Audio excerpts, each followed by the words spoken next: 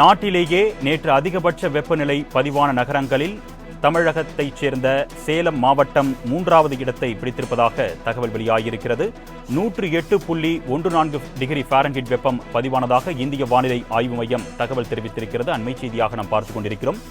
வெப்ப அலை பல்வேறு மாநிலங்களில் வீசக்கூடும் என்று வானிலை ஆய்வு மையம் தெரிவித்திருந்த நிலையில் நாட்டிலேயே அதிகபட்சமாக 3வது இடத்தில் சேலம் மாவட்டம் இருந்ததாக தெரிவிக்கப்பட்டிருக்கிறது. 108.14 டிகிரி ஃபாரன்ஹீட் வெப்பம் பதிவானதாக இந்திய வானிலை ஆய்வு மையம் தரப்பில் தகவல் தெரிவிக்கப்பட்டிருக்கிறது. அண்மை செய்தியாக பார்த்துக் கொண்டிருக்கிறோம்.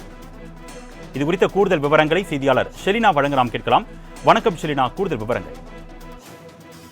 கோடை காலம் தொடங்கியிருக்கக்கூடிய நிலையில் வெப்பநிலை என்பது தொடர்ச்சியாகவே அதிகரித்து வருகிறது. குறிப்பாக தமிழகத்தை பொறுத்தவரையிலும் நேற்று மட்டும் 15 மாவட்டங்களை பொறுத்தவரையிலும் 100க்கும் மேலாக 100 டிகிரி செல்சியஸுக்கும் மேலாக வெப்பநிலை என்பது பதிவாகி இருந்தது. தமிழகத்தை பொறுத்தவரையிலும் சேலம் மாவட்டத்தில் தான் அதிகப்படியான, அதாவது 108.14 ஃபாரன்ஹீட் அளவு வெப்பநிலை என்பது பதிவாகி இருந்தது.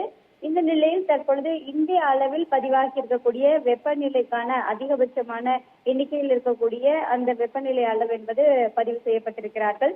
அதில் குறிப்பாக இந்திய அளவில் அதிகபட்சமான வெப்பநிலை என்பது நேற்று தமிழகத்தில் சேலம் மாவட்டத்தில் பதிவாகி இருப்பதாகவும் அது 3வது இடத்தை பிடித்திருப்பதாகவும் இந்திய வானிலை ஆய்வு மையம் தெரிவித்திருக்கிறது. குறிப்பாக ராயலசீமா முதலிடத்திலும் அதே போல ஒடிசா 2வது இடத்தில் பதிவாகி இருக்கிறது. தமிழகத்தை பொறுத்தவரையிலும் 3வது இடத்தில் சேலம் மாவட்டத்தில் 108.14 ஃபாரன்ஹீட் அளவு என்பது வெப்பநிலை என்பது பதிவாகி இருக்கிறது. தொடர்ச்சியாகவே தமிழகம் மட்டுமல்லாது இந்திய அளவிலும் பல்வேறு மாநிலங்களில் தொடர்ந்து வெப்பநிலை என்பது அதிகரித்து வரக்கூடிய நிலையில் தமிழகத்திலும் அதன் தாக்கம் என்பது தற்பொழுது அதிகரிக்க தொடங்கி இருக்கிறது. நேற்று மட்டும் தமிழகத்தில் 15 இடங்களில் வெப்பநிலை என்பது அதிகமாக பதிவாகி இருக்கிறது.